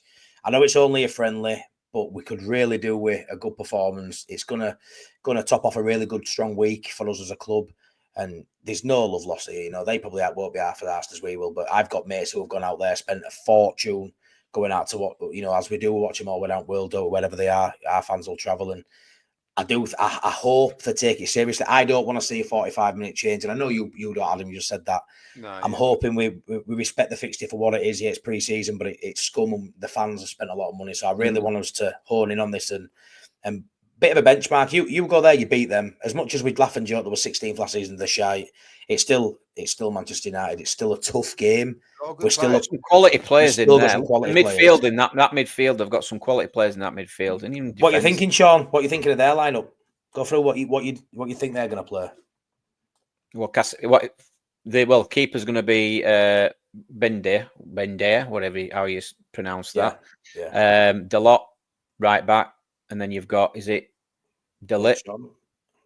Yeah. They'll play 3 at the back. They'll play Delit, Maguire. They'll play 3 at the back anyway. Yeah. So they play 3-4-3, 3-4-2-1, something like that. 3-4-2-1. Yeah, pretty much. Luke Shaw he's been playing that left side of the centre half. So he's an option there. Wing backs are key. So they've got, like I said, Delot. They've got new signing Dogu and the young Diego Leon. 18-year-old wing back, left back, wing back. So, and I think midfield, obviously, you've got good midfield there: Casemiro, Ugat, Menu, Mount, Fernandez. God, I hate him. I hope he gets smashed tomorrow. And then forwards, which isn't fantastic, is it? I mean, they've got Kuna. We know he's a decent player, and Rasmus Højlund, who hasn't really hit the heights yet as an Ireland. It's not really worked for him, but it's going to be interesting. I think it's going to be a mixture. I think there's going to be a mixture of first teamers and youngsters for Man United. Looking at that squad they've got there, because they've got a hell of a lot of youngsters. They've got a lot of players to get rid of. They've got, the Antonys, Sancho, a lot of players to get rid of. So they're a bit up. They're really up in the other man. But Ganacho's there, Rashford, Anthony, Sancho, Banana and Xerxes are injured. They've got a lot of work to do. But then you look at Ahmad and Fernandez behind Cunha. That's pretty good. Like it's funny, isn't it? Because this team finished so far down the league, and you look at the players. Ahmad, I know it's them, so you shouldn't say it, but it's pretty daunting. Like the levels you're up against all of a sudden, the step up is something. Yeah, no, of course it is. Of course it is. And we can laugh at the demise, can't we? Because it is a demise from where they were. But they've still got quality. They've still got, 5, 6, 7 players that you dream of in terms of the quality, the level of a Fernandez and people like that. But they are a turgid club. They are struggling at the minute, and this is a really good time to smack them up. And I know they won't give 2 shits if we were to beat them. They'll turn around and say, it's just a friendly. But maybe we it's bigger to us than it is to them. But what a statement! What a statement! Their fans would, if we beat them, their fans will care. Their fans are down in a moment. Everything about they're moaning about everything. Probably quite. God, yeah. It'll be a disaster already this season if we beat them. Yeah, absolutely. Yeah, I think we could slap them up as well. I just think the confidence of how we ended last season. There's a proper buzz around the place now. We have a system we know works. I know we're going to tweak it. We might be changing stuff, but I just think in terms of where they ended the season, we're getting beat as well in the European final. I think it's just a chalk and cheese in terms of the feeling around scum and the feeling it still hasn't been long since the season ended, really. You know, we're not talking 5, 6, 7 games into Premier League when the back in swing, and maybe a bit of form, maybe not. We'll have to see. But right now, I think it's a really good time it's a good test for our players, a good measuring stick to see where some of them are up against with the duels on the pitch. You know, some of them are coming up against decent players. But, you know, what a scalp it'll be, even though it is a pre-season, lads. Yeah, they have struggled, haven't they? They have struggled. They haven't been fantastic, have they? We know they struggled last season. No. I think you know he's got a way of playing, hasn't he? That what's it called, Amiron or whatever it's called. And the players last season, they just didn't get it, did they? They didn't like they got it. I didn't watch a lot of Match of the Day or whatever, but hopefully they've not hopefully they're still not getting it and not getting the tactics that the manager wants to play. We have one here. Hi, lads. Good luck next season. I'm glad you're back in the top flight. However, we will beat you easily. Scum fan here. Whoa, we've got a Scum fan in. Boo. Now, thanks for tuning in, but boo. I think we take 6 points. We take 6 points and a friendly off you. And I am buzzing. Niche fan. He must be the only one who lives in Manchester. You are a niche, mate. Yeah. Are we doing score predictions? Of course we are, mate. We'll jump. I'm a jumping gun again. I'm gonna go 3-1 Leeds. 3-1 Leeds, and I think Pirro gets a brace. I took dog for a walk earlier, and I'm thinking about game, and I'm thinking, right, I know. I could see it. I can see it like Adam's put there. A game of 2 halves there. I'm going 3-3. Oof. That's the problem with prediction, isn't it? Like you say. Depends what we do. If both teams 45 minutes make 11 subs, which I think is every single chance, it's just like you can always. I think it'll be fairly tight. I think if it's tight, we're doing a decent job. You know, like Bichel's coming against Cunha, Goodmanson's against Ahmad. These are real tests. These guys, like it'll be really interesting to see them all play. But yeah, 2-1 either way. That's probably where I'd go. I think your Nan will keep us in it second half. Well, yeah. Yeah, no, she'd scare a few of them, that's for sure. What, with her hairy legs? Yeah, I think she'll do well.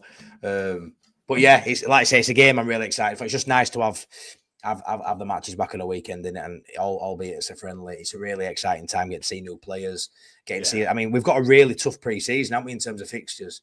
You know, in terms of the caliber of teams, you know, would it have been better to play against a championship side, a League One side, and pummel them? I don't think it would. I think it's really good to have, really good tests. You know, these AC Milan, Villarreal, really good. You know, I think we'll chuck us game against Geisley in there. Will it be? Will it Geisley? Geisley's tomorrow as well, isn't it? Or Sunday? Yeah. I think it is. I think it's same day tomorrow. 11 in it. But we've got like I say, we always throw that in there, don't we, and play kids and stuff. But those for our first team, we've got some really, really good good teams to play. We've still got to go to Germany as well and play there as well. Has that game been announced?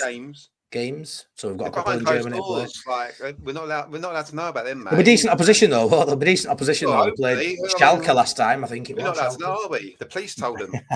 Don't tell them anything. Do not tell them. But it's nice to see the level of opposition we're playing. It gives us really stern tests, because ultimately Farke won't be asked too much about the results. It's about the performance and building those sort of partnerships on the pitch against decent opposition, because let's be fair, in the Premier League it's going to be decent opposition most weeks. So I quite like the setup. I don't like the behind closed doors in Germany. I don't like that. But what I do like is the level of opposition, and I do like Farke creating a culture and an atmosphere he feels comfortable with, even though it ain't great for fans. I don't like it. But if ultimately Farke's happy, it should portray onto the players, and it should be a decent pre-season for the lads, I think. So in the long run, of course, as long as they're getting a good run out, good tests, they're getting, taking them away together, getting as many players in before we go to Germany is really important, I think. So they're all in the camp together. But yeah, I mean, well, there's a lot of ex-Man United. Ramazan and James are both ex-Man United, aren't they? Tomorrow. Yeah. But yeah, I mean, obviously, I'd rather we watch the games. I love watching, pre-season friendlies. For me, I like to. I think it's a bit.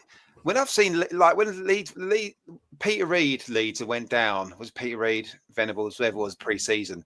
We lost every game in pre-season, and it just ever since then I've been a bit worried when we don't do very well in pre-season. There's a bit of a momentum shift in that. Yeah. We used to winning games, so I think it's important to actually, performance, but actually for confidence of players, actually seeing a few wins in there as well. Players understand they're going to lose some games. Tomorrow's 45 minutes, probably a half. It might not, it's still 45 minutes half.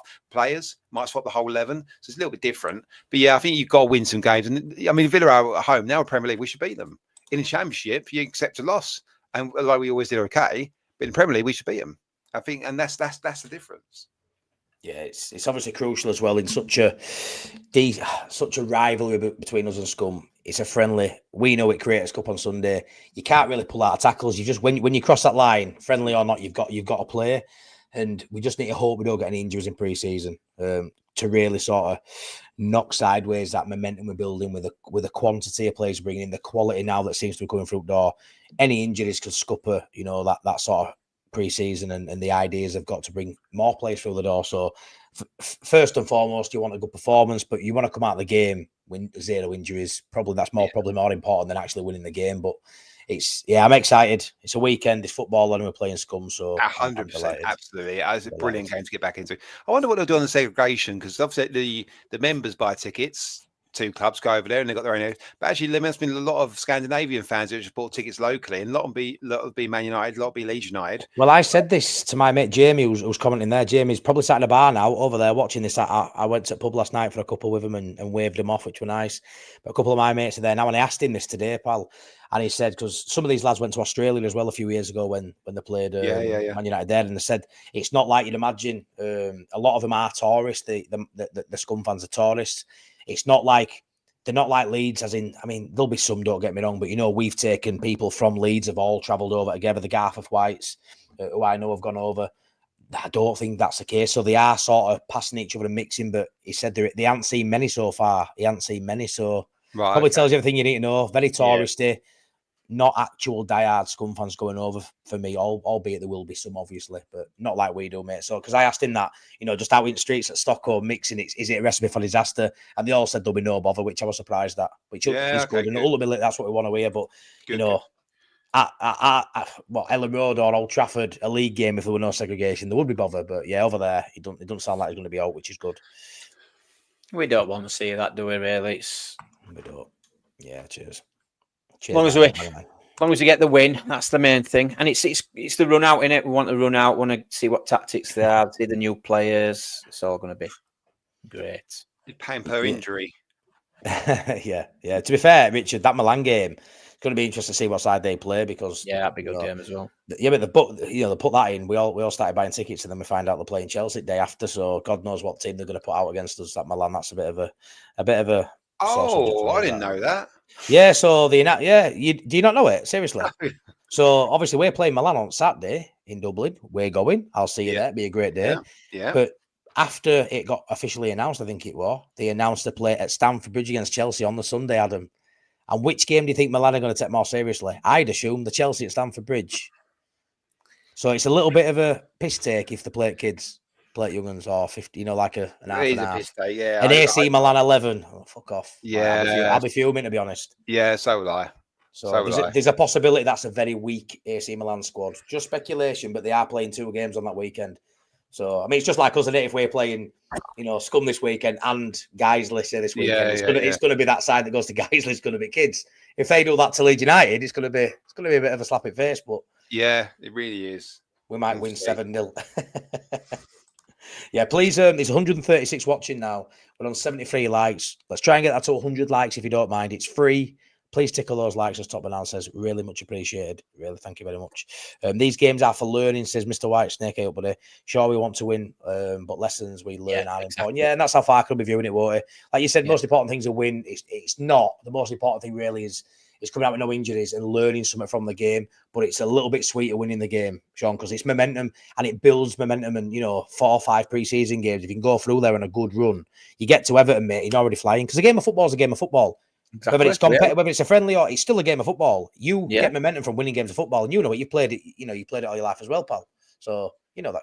Yeah, Do you know what? God, mate, yeah, we want to win every game, don't you? Well, you want. Right, of course. You change your whole team 45 minutes in. You're 0-0 at half time. You lose the second half 4 or 5-0. Could happen.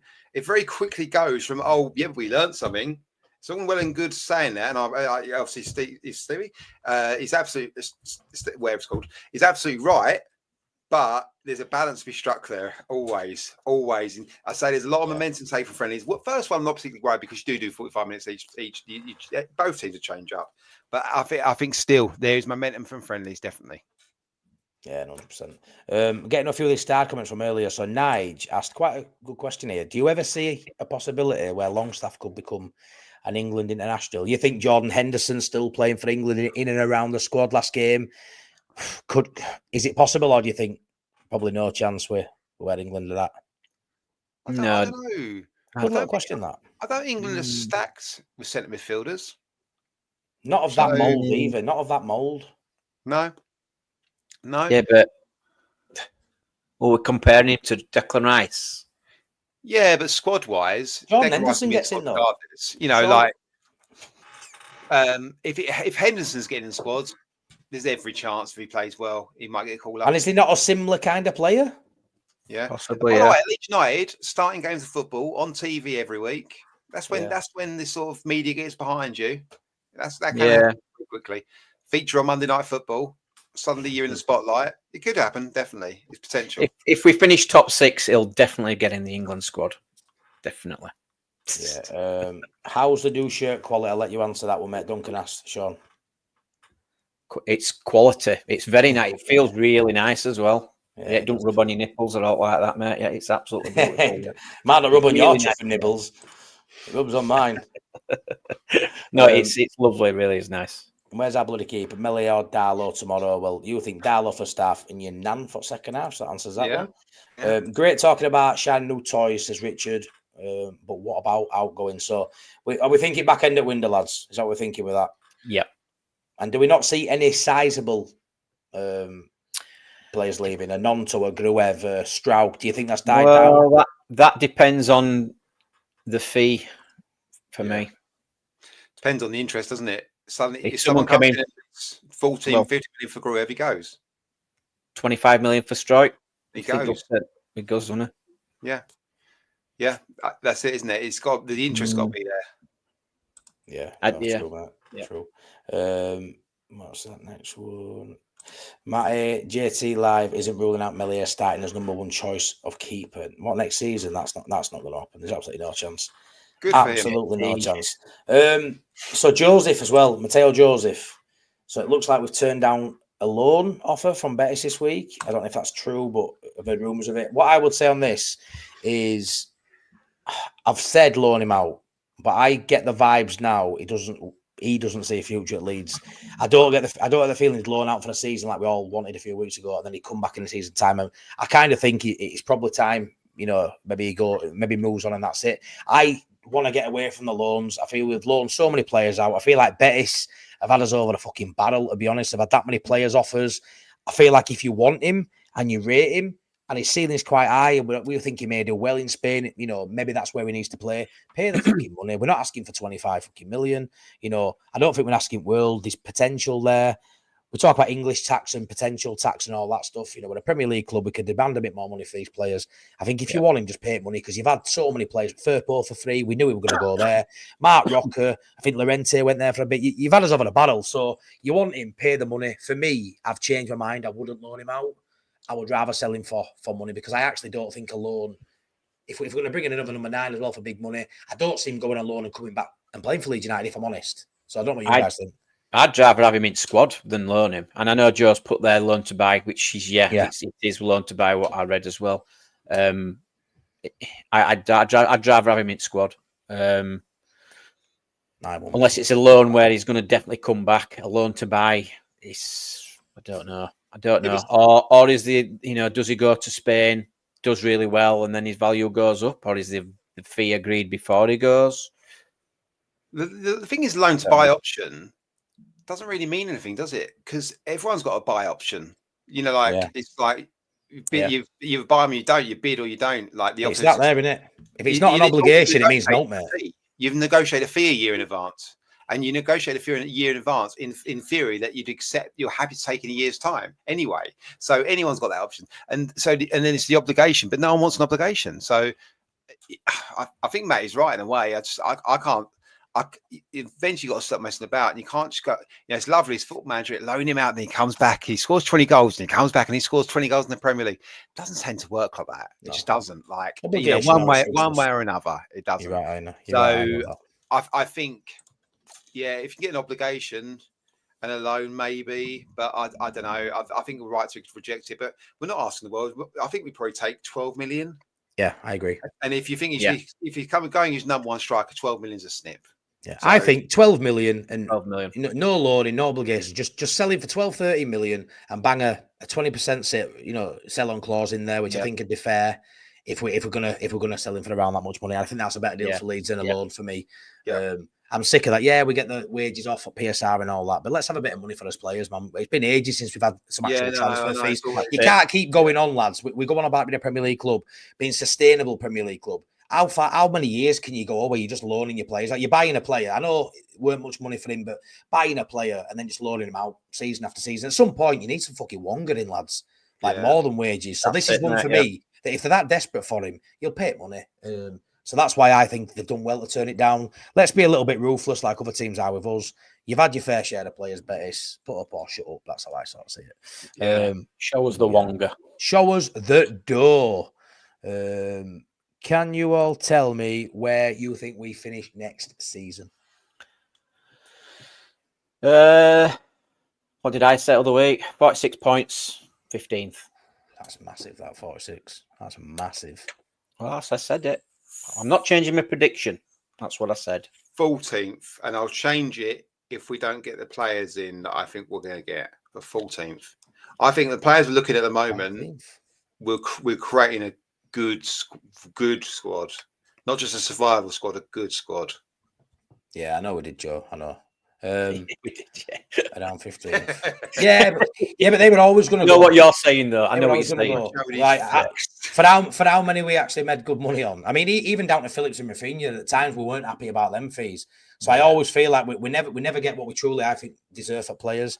And the amount of loans we've had out as the counterbalance for me in loans to players we've had. I think your frustration is more Betis than all else, mate. Yeah, I can't stand them. Mate. I think it's because we always feel like we're over a barrel. Like we didn't want to sell Rutter, but we sold him 40 million. We don't want to. I would love Gray to stay, but we got the bid, so we had to go. Summerfield, happily keep him, but had to sell him. So even the money, all the money comes in. We feel like we're over a barrel. Everything we do, Voba, Harrison, we can't get rid of him. He goes out on loan because we're over a fucking barrel. We're always over a barrel with every deal. We doesn't feel like we're in such a strong negotiating position. We get what we think is we never go. We never in driving seat, Adam. We never feel like we're in driving seat. And with this one, with Joseph, we can be. He's got a decent contract in terms of years. He ain't in his last 12 months. We can hold him a little bit, It shows some strength, absolutely. I think so. On this one, good value, 100%. This is an interesting one, lads. I haven't read too much into this, so I don't know if you know. I kind of think it's while the stadium developments are going on. Thoughts on the square ball saying to accommodate away fans in the Premier League, 10% of capacity will be moved to the south stand. Have you read anything? I seen Evie touch on it on Facebook earlier. But I didn't read too much into it. I think it's while the renovations are going on, I think. But obviously the petition now out there for people to sign, worried about the atmosphere being diluted by moving a section of the away fans into the south stand. Someone in chat might know more than me. It's something I saw about an hour before I come on. But yeah, Jamie Howder, we need to keep the south stand. That can't go. It's the heart and soul of the stadium. It is now. The cop isn't, I don't believe, isn't what it was maybe 5 years ago. I think the south stand at the game, you sit in south, well, stand in south stand, don't you, Sean, when you go with your mates? And it is where the atmosphere sort of starts and ends. Is that I know about for this season? Because I don't think this season. I've heard it's for when the stadium starts getting built. Yeah, Joel know story. I don't know officially. Is that it's literally just during phase one of the renovations. There we go. They've got to go somewhere. And it's under construction. Stand feels a bit bonkers. Yeah, well, I don't think they're going to do it for any other reason than it needs to be done. It's not going to. I mean, I seen a very clickbait article, lads, where it made out as if it were happening permanently, and I don't like clickbait stuff, and it really annoyed me. And it really annoyed Evie actually when I seen Evie comment on it. It were very clickbait, making scaremongering fans. You know what I mean? Making out, we're getting took over in South Stand. That's not the case. It is literally going to be wild, and we're going to have to give somewhere, aren't we? We weren't. You know, we don't want to be 20,000th down season ticket list. We want to shift it down. We want to build Ellen Road and move with the times. We want 50 or that. We want that booming Ellen Road to be bigger and better than ever. But then we don't want to accommodate on little issues, I suppose. So as bad as it seems, if it is just like renovations going on, what are we supposed to do? They've got to accommodate them somewhere. It's what it is, isn't it? It is what it is. The greater good will always meet. Will always be greater than. They're not putting a second tier on South Stand either at the moment, are they? So I think they're just giving it a lick of paint out of that. They can't do leaving much it, in terms leaving of, it as an option to further. I think so. Boost the. But to be fair, top man, you're saying put them in the wedge. The cheese wedge is absolutely banging, mate. The wedge and the South Stand and the cheese wedge is where atmosphere is really. Yeah, it is. I've been in cheese wedge once last season. It was absolutely bouncing. South Stand in the 80s was called Hooligan Stand. You want to see when Wilkowhites was in there, mate? Shocking. Absolutely shocking. Popping off, mate. He's an animal popping off. Look at him. Statman Sean popping it off. How many? His stats 5 o'clock on a Saturday. How many jabs he's late? He's a right animal. You wait till Sunday. You're getting it, lad. Why your nose off? Yeah, I'd put them in all the over West. me. Bovril everywhere. Yeah, I know you would, Jamie. Yeah, I was in the cheese wedge for the Preston North Face game, and it was class. Yeah, it's good. Give them one corner of the East upper. No, because that's too close to my prawns. I'd agree with that. Absolutely, Sean. Piss them off. Sean. Yeah. Get up out of there, out where we Go might. get a nosebleed. Yeah, get up there with me. I'll scrap them. No, I'd say so too. I would say top of East Stand's probably the best place to put them. Make sure lift's broken as well, so they've got to do steps. Hospitality though, you go hospitality. And you get the worst seat. You get somewhere near the back of a bleeding stand, you do. as far away as possible. I never got that at all. The hospitality for that, I quite enjoy it when I go. The meal and the entertainment's good, but the actual seating experience, when you're up there, even though I prefer it up there for the view. When I've been at hospitality, I've had it when I'm on Rose Ed before, mate, and you're literally right at the back, at the top of the East Stand, and it's not great for money to pay. You're paying 150 quid or whatever, or 180 quid for hospitality, and you sat up in nosebleed. It's a bit much. It's like Newcastle away, that East Stand up. Yeah, I'm hopefully going to get to Newcastle away with you, Jamie. But yeah, I don't know if there's anything else you want to touch on, lads. An hour and 26, bit of an early one for us, but I just want to go to sleep and wake up. I am sitting up there for Villarreal. Oh, have you got East Upper? I've gone up there, yeah. I'm taking both kids as well, and I thought, you know what, it'd be nice for them just to see all. Yeah, there is something in that. It is like Joe says. No, it really is. It's great. Yeah, and like Joe says, I want to look at out formations, players, and stuff like that. Up there, I feel like I'm the only one swearing and screaming and shouting and slamming and jumping around. It's not really. If I'm up there, I'm like, if people look at me like, "Who's this mental case?" Yeah. Go on, you should be in South Stand with me, mate. That's mate, me. I'd love that. I've been east a lot. I've never done South ever. You've done West a lot, haven't you? You've done the West You've done West a lot, haven't you, Mr. I know, it's always East. I always do East. Always do East. Okay. Do you know what? It's going to be strange being sat down because you just don't. Yeah, everyone just sits there and looks at you make a noise. Yeah. After Sunday, all I'll be doing is chuffing City down, honestly. We need to hold it. Oliver, no, I'm not. I'm actually really annoyed by it as well. So I go to every home game, as you know. But this one, it falls on the wife's birthday weekend. And I've had to be strategic. So I would always go into this. I want to take my son Theo. But I'm going to Dublin. Obviously, then we've got Everton at home, which hopefully I'll get a ticket for. And then I'm pretty much guaranteed an Arsenal away, I think, touch wood. So I'm being strategic, thinking I'll give the friendly a miss. We're going out for bottomless brunch. Bottomless brunch. We're a fair few couples, so about 15 of us going out. So there is a single one in there. Sorry about that, Daisy. But it's going to be a great day.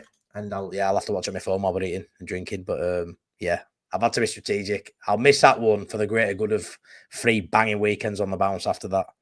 But if you see Sean from Wilkowhites, give him a high five before he starts jabbing people to nose. Yeah, come say hello. Niche fan, let me cheers for letting me be part of the stream. Good luck for next season. You're going to need it. No, cheers. I love that banter as well. All about banter. Yeah, agreed. We always come back. You're always welcome. And we are, yeah. Matty, in preparation for Dublin trip, you need to watch BBC to Northern Ireland on Sunday at 3 p.m. A really good sport to watch. Is it? Well, hang on. What is it? It's not hurling. I hate hurling. No, I ain't got a clue. £2 a ticket in 80s, Andy. Wow. You remember those days, won't you, Sean? Cheeky. Might be trying to get work to comp me a trip to Arsenal. Oh, that'd be nice, Joe, wouldn't it? Like I say, Get us a ticket, Joe. Get me a I'm ticket. hoping So I'll come with you, mate. I'm hoping I blag one, but yeah. Are you on the mimosas instead? Oh, mate, I don't know. I'm on. Is mimosas a drink? Is it a cocktail? Is it? No, you know what I went on last time?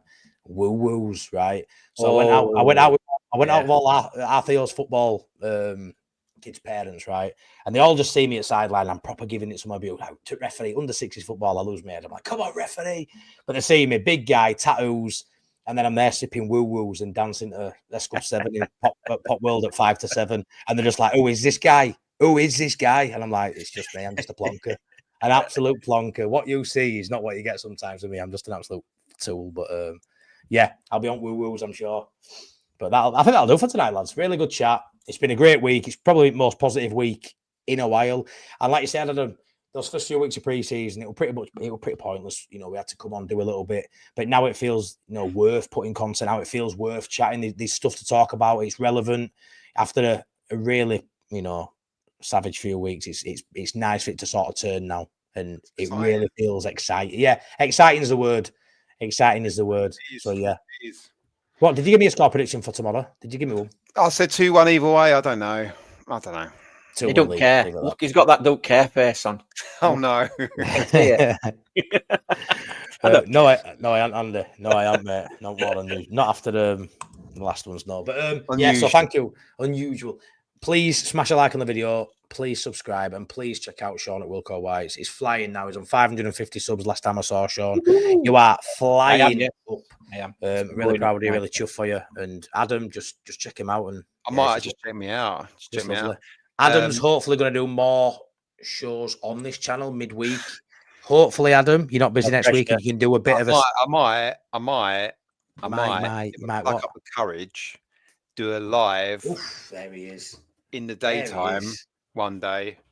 Using my audience? Are you using my audience? I'll utilise your audience, yes. You're going to utilise my audience? I'm not doing my own channel to no one. Yeah, you're absolutely right. You'll use your audience, yeah. Love it. Maybe a bit of a tactical chat about the watch the game the weekend.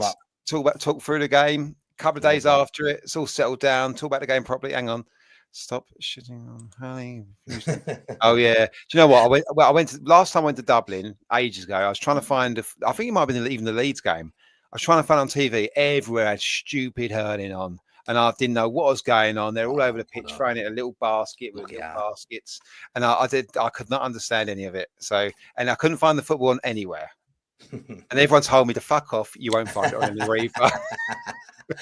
Class, man. Class. But no, we'll leave it there, boys. Thanks so much. Content Creators Cup. Yeah, last thing, Content Creators Cup. We've got to talk about that, obviously, right? So Sunday, get yourself there. £7 for adults, £3 for kids. You can pay on the door, I think, but rather get your tickets because I think Joe Blackburn's got some sort of contraption to pay with, but he'd much rather it be in ticket form. But we'll take anything we can get, won't we, lads? Bums on seats, people watching. If you can't get there, stream, donate if possible. Prostate Cancer UK. Close to Joe B's heart, close to a lot of people's heart. 1 in 8 men are going to be affected by it at some point in their lifetime. And it's going to be a really good competitive game of football. Going to be good to watch until it becomes turgid when the fitness goes. But then you can laugh at us and poke fun at us. So it's going to be a great day. Yeah. I can't wait, Sean. I can't wait. Honestly, exactly. Just come and have a laugh with us. Honestly, Sean, I've not stopped thinking about this now for the last few weeks, really. It's all I'm thinking about is Sunday. I'm really looking forward to it. It's going to be great. Yeah. It's going to be great. It's going to be great. Get down to support if you can. Joe's done an amazing job getting it all together. Brilliant. Supporting it as well. Lots of people really, really keen, really involved. Everyone's buying into it. Everyone's playing. He's trying hard. They want to win. Like they'll all be knackered 10 minutes in. Don't get me wrong, but it'll be a great day. Get down and support. If not, watch it on Joe's channel. Exactly. Beautiful. Right, boys. Have a great weekend. Thank you so much for everyone that's watched. Great numbers tonight. Please like, please subscribe. Check out Wilkowhites. I'll see you on the next one. Thanks, everybody. Good night.